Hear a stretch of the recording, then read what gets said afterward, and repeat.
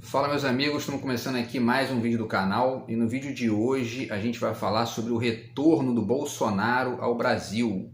O Bolsonaro chegou ontem no Brasil dos Estados Unidos, ficou lá mais ou menos 3 meses e a gente vai falar um pouquinho aí sobre esse período que ele ficou lá, né? Alguns aspectos dessa questão, que foi o período inclusive de troca de governo, né? Vamos falar também sobre os riscos que ele corre voltando para o Brasil, porque tem vários processos contra ele aqui, né? E ao mesmo tempo também falar sobre algumas previsões possíveis aí para o destino, para o futuro da direita no Brasil com o retorno dele, tá? Antes, um recado aqui para a galera sobre literatura. Eu tenho lido pouco nos últimos meses, tentando resolver problemas pessoais aqui, mas tentando manter o mínimo possível de leitura, tá? E tô lendo 2 livros aqui muito interessantes. Esse livro de frases do Nelson Rodrigues, tá? Só os profetas enxergam o óbvio, muito legal, pretendo fazer vídeo sobre ele, tá? E esse livro aqui também do Ailton Krenak, A Vida Não É Útil, tá? Um livro do Ailton Krenak, que é um dos pensadores aí indígenas brasileiro, né? Um dos mais interessantes do mundo atual. Estou lendo o livro dele aqui também, dialogando com as ideias dele, pretendo fazer vídeos e eventualmente até artigos aí sobre isso, sobre as ideias dele, sobre, enfim, né? Esse diálogo em breve, tá? Então vamos à questão do Bolsonaro. Vamos lá. O Bolsonaro chegou ontem num avião da Gol pintado com desenhos do Harry Potter, né? E aí muita gente já fez aquela conexão dele com o Voldemort, que é aquele bandido lá, o vilão do Harry Potter, né? E eu fiz inclusive texto sobre isso ano passado, falando sobre aquela questão do nariz, né? Porque o Voldemort não tem nariz, e conectando com o conto do Chekhov, né? Ou melhor, do Gogol, né? Do Gogol, o nariz, né? Enfim, fazendo uma conexão e trazendo o Bolsonaro para essa história aí.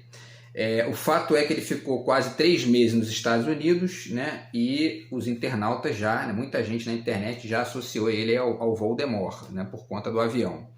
E o fato é o seguinte, ele foi intimado a depor pela Polícia Federal no caso das joias dos árabes, né? Então, o Bolsonaro ganhou de presente dos árabes joias de diamantes, né? Enfim, um Rolex de diamante também.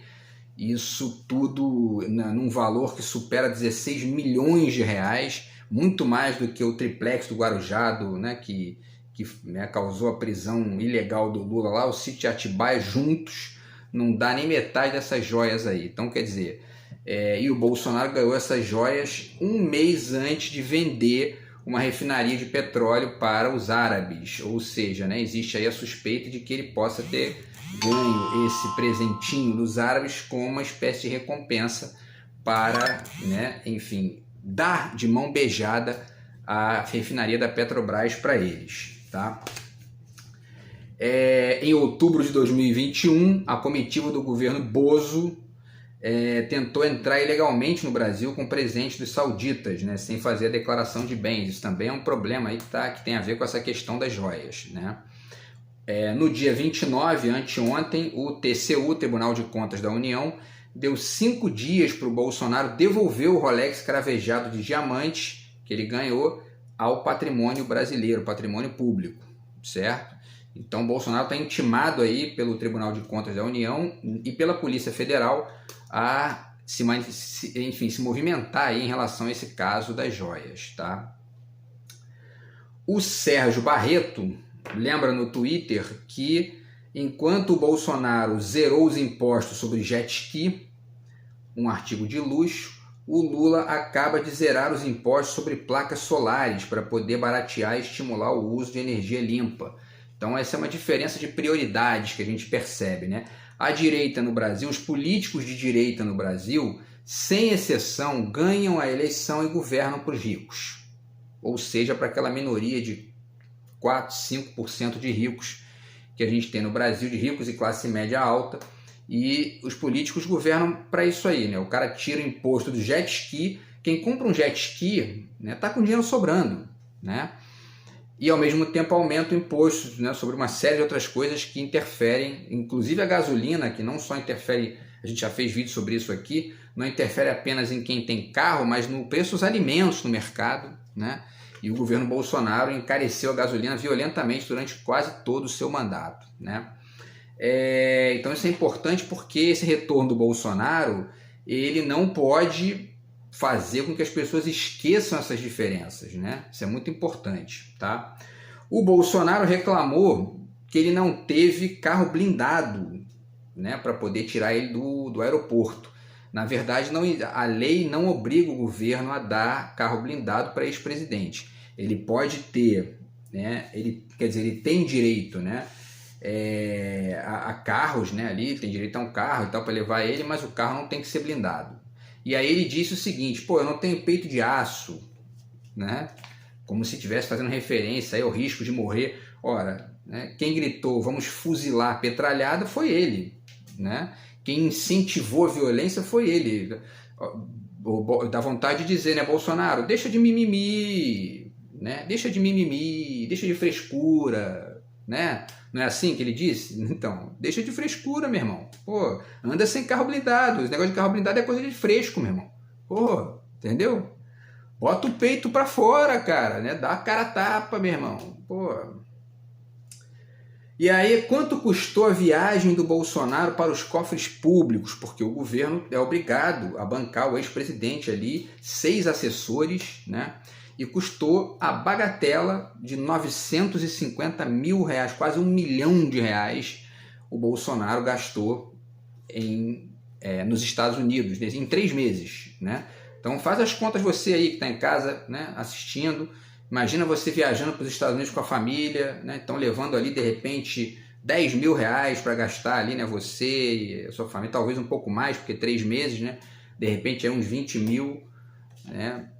Bolsonaro gastou quase R$1 milhão do dinheiro público, ficando nos Estados Unidos lá, ó, né, comendo, bebendo, gastando, com 6 assessores e tudo mais, né? Quando alguém da esquerda faz isso, né, não pode, aí tá vendo, não sei o quê, e ninguém, na verdade, a esquerda não faz isso, né? Essa é a grande realidade. 667 mil reais desse dinheiro foram gastos em diárias, hospedagem, aluguel de veículos, intérpretes, dentre outras despesas, e 271 mil reais com as diárias dos assessores, tá? Por lei, ex-presidentes podem manter até 6 assessores remunerados pela União e 2 carros com motoristas. Agora, o que espera o Bolsonaro? Vamos lá, né? Do ponto de vista jurídico, as questões de crimes dele, né? Existe o inquérito, olha só, existe o inquérito 4921, que apura a suposta contribuição do Bolsonaro para o ataque às sedes dos 3 poderes no dia 8 de janeiro, tá? O Alexandre de Moraes está com esse processo na mão e o Bolsonaro pode incorrer em 7 crimes aí, ele pode ser, né, conectado a 7 crimes: abolição violenta do Estado Democrático de Direito, golpe de Estado, dano qualificado, associação criminosa, incitação ao crime, destruição de bem público e deterioração ou inutilização de bem especialmente protegido. E segundo alguns juristas, existe uma conexão fática do Bolsonaro com esse fato, né? Por quê? Né? Porque o Bolsonaro passou anos e os últimos meses, especialmente antes da eleição, incitando golpe de Estado no Brasil, né? Então a relação dele com aquele atentado, lá com aquela destruição do Congresso Nacional, do Palácio Planalto e do STF é evidente, né? Evidente que ele tem conexão com isso.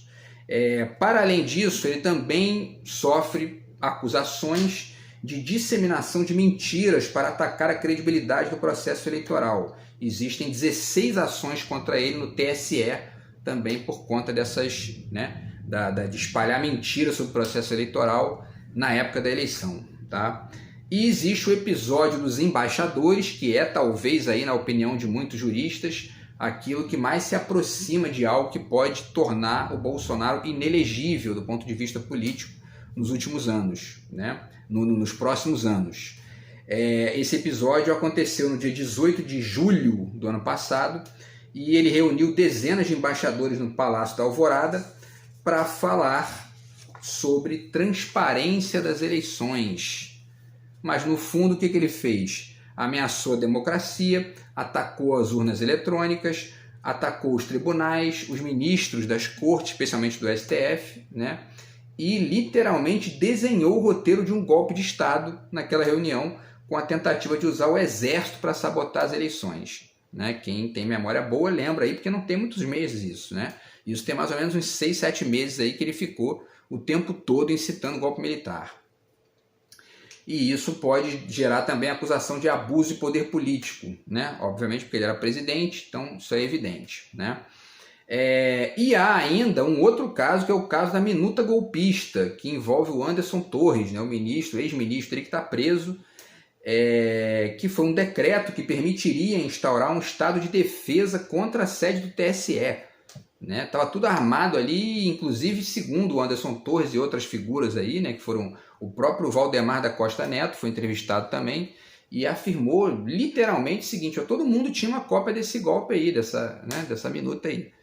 Né? Enfim, então estavam armando mesmo um golpe de Estado no Brasil, né, para atacar a sede do TSE. Ou seja, né, uma intervenção militar para anular a eleição. Quem revelou isso foi o deputado Marcos Duval, do partido Podemos, no final há alguns meses. Tá?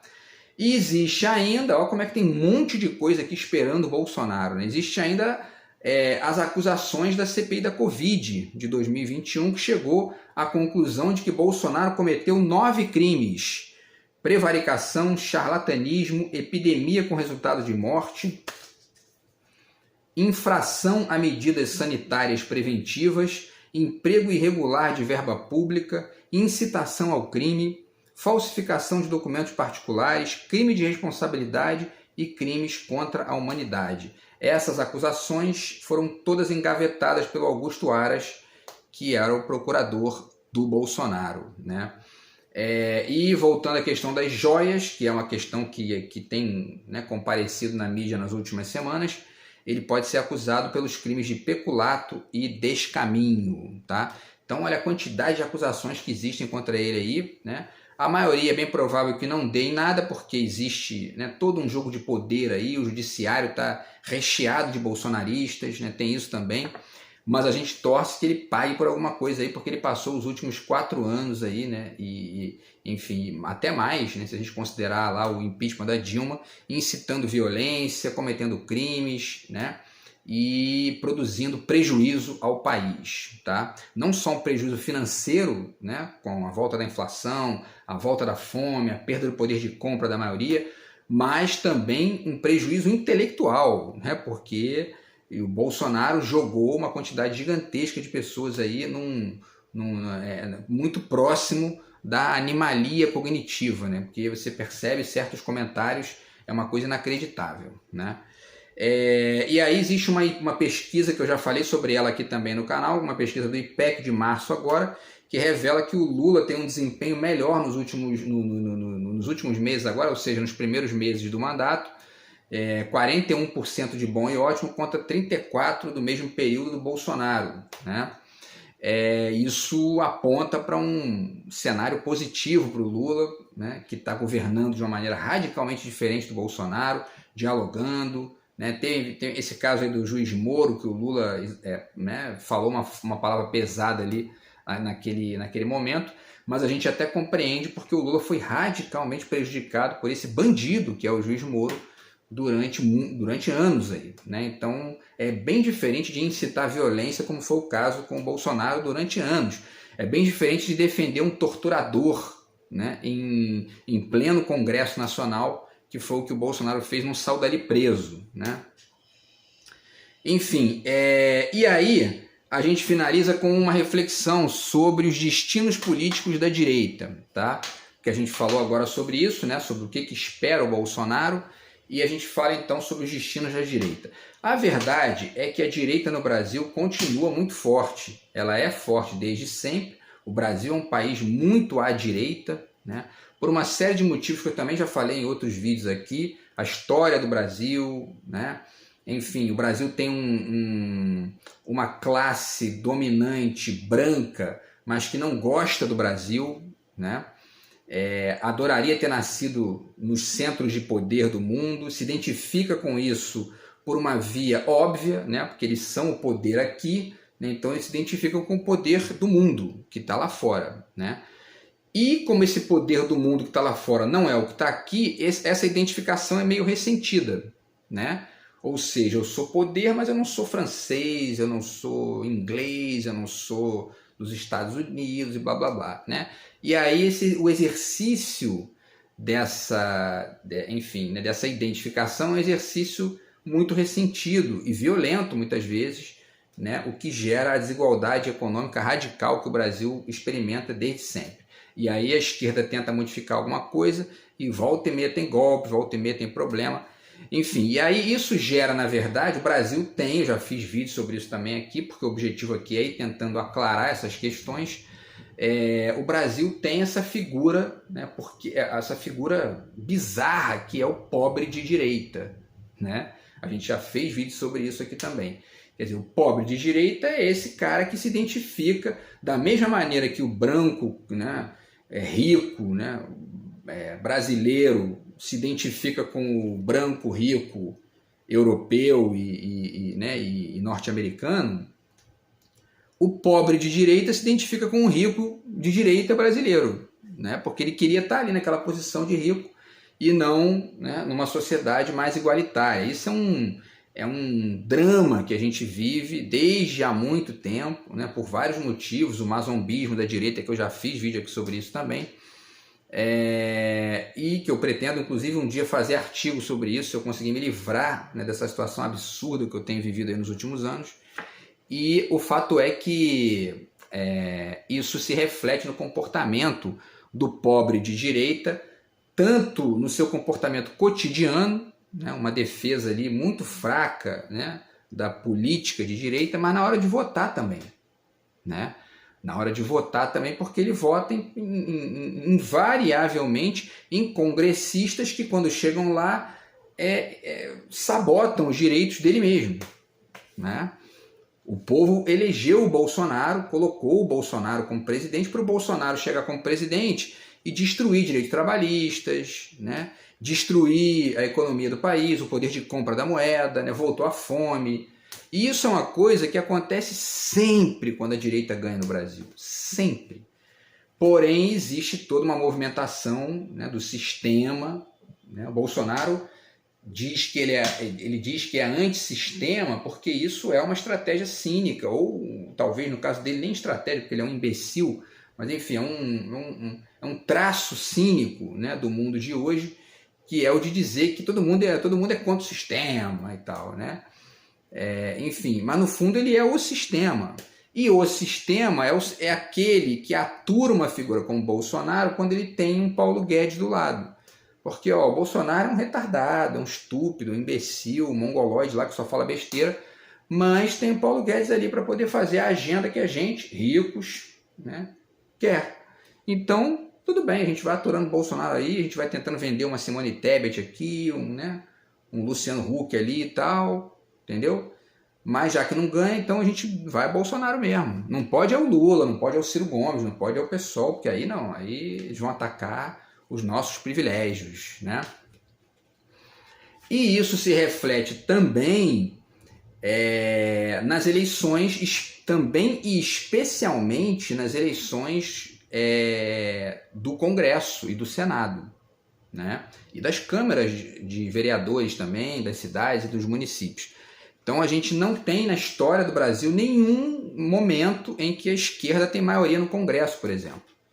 E isso gera uma série de problemas. Tá aí o Lula tendo que botar gente do União Brasil no ministério, né? Figuras que não têm nenhum vínculo de identificação com o projeto da esquerda, são fisiologistas mesmo, gente que está ali só para ganhar dinheiro, nos ministérios. Por quê? Porque, né, a esquerda ganha no executivo, mas no Congresso fica lá com 20% de deputados e 20% de senadores, e aí você tem que compor com essa gentalha que é esse grupelho que é chamado de centrão, né? Que no fundo é a direita fisiologista ali, que se vende por cargos e por verbas orçamentárias, né? Então, o Bolsonaro ele retorna para o Brasil, né, para poder liderar essa direita que sempre existiu no Brasil e que hoje é mais violenta, né, mas que é a mesma direita de sempre, do ponto de vista fisiológico, do ponto de vista né, de não ter projeto para o Estado, porque, né, você pergunta para a maioria esmagadora dos políticos de direita, a ideia deles é Estado mínimo, né, uma coisa que não existe em lugar nenhum do mundo. Tá aí o tal do Roberto Campos Neto em entrevista ontem ou anteontem dizendo que para ele a taxa de juros tinha que ser de 26% e não de 13%, que já é a maior do mundo. Ele queria o dobro, né? Essa é a direita brasileira. Uma taxa de 26% destrói completamente o crédito, o consumo né, da maioria esmagadora das pessoas. E não é só isso, isso não se sustenta senão por um tipo de projeto que é o de defender os interesses dos rentistas, né? Não tem outro. Esse sujeito é um neoliberalzinho de quinta categoria, que está ali atrapalhando, perturbando, porque a direita ganha. O que eles fizeram? Aprovaram uma lei para poder impedir de tirar a tal da independência do Banco Central, que não é independência porcaria nenhuma, né? É colocar o Banco Central na mão dos bancos privados, na mão dos rentistas das bolsas de valores, ou seja, dos ricos, né? Então o Bolsonaro retorna e, ao mesmo tempo, a gente fica com a gente que é de esquerda e que tem a visão dessas diferenças, a gente fica aqui com o papel de continuar discutindo essas contradições, essas conexões, né, prejudiciais ao país, os resultados dessas experiências de Bolsonaro, Paulo Guedes, Fernando Henrique, né, Temer, e comparando sistematicamente isso para que não caia no esquecimento. Porque o que o tal sistema quer, e aí leia-se a grande mídia, leia-se, né, toda a estrutura do poder que se interessa, que lucra com a manutenção desse estado de coisas, o que essa gente quer é que o PT não ganhe mais, enfim, de alguma maneira aí, né, que aos pouquinhos, durante o governo Lula, a imagem do Lula vá sendo corrompida para poder substituí-la por algo que eles chamam de terceira via, que eu também já fiz vídeo aqui no canal, isso não existe terceira via. Isso é conversa fiada, né? Por quê? Porque o Bolsonaro é um retardado, né? Já a Simone Tebet é uma pessoa mais elegante e tal. Vai ver o projeto econômico, é o mesmo. É exatamente o mesmo. Então, qual é a diferença de ferrar o povo falando palavrão e ferrar o povo de sapatênis? Estão ferrando o povo do mesmo jeito, entendeu? Então não existe terceira via, mas é isso que a grande mídia, que o sistema, de maneira mais ampla, quer vender e quer empurrar goela abaixo do pobre de direita, né? E a gente vai tentando aqui usar esses espaços de debate, de diálogo, de ampliação do conhecimento para poder apontar essas questões. Então, a volta do Bolsonaro é a volta de alguém que tem aí, né, enfim, uma horda de seguidores, porque não é só o pobre de direita, né, são os fanáticos também, os conservadores fanáticos, estúpidos, né, que estão ali defendendo terra plana, defendendo olavismo, defendendo, né, enfim, golpe militar, retorno da ditadura, tem, né, uma lambança completa, que eu já disse aqui também, já fiz vídeos também, né, para finalizar aqui, eu já fiz vídeos também dizendo que isso tem um lado positivo. O lado positivo é colocar essa bosta para fora do buraco, né, porque isso existe na mentalidade de certa direita brasileira não estudada, né, meio que desconectada da história, né? E isso é importante que isso, de certa forma, vaze para a gente poder pegar isso e ir debatendo e mostrando, não dá, a gente tem que se livrar do exército misturado com política, tem que se livrar do neoliberalismo, tem que se livrar de tudo isso para poder o país realmente crescer e caminhar para um lugar melhor, né? E que mescle a nossa riqueza cultural com um projeto político realmente amplo e que melhore o país. Beleza, pessoal? Então é isso, vamos aguardar aí para ver as movimentações em relação ao Bolsonaro, tanto do ponto de vista jurídico, se ele vai pagar pelos crimes que cometeu, né? E ao mesmo tempo também pelo papel que ele vai desempenhar aí enfim, na aglutinação de certos setores da direita, da neodireita brasileira, que no fundo é a direita de sempre, né? Beleza? A gente vai se falando aí, vamos fazendo vídeos aqui para debater essa questão enquanto permitirem. Abraço, até o próximo vídeo, fui!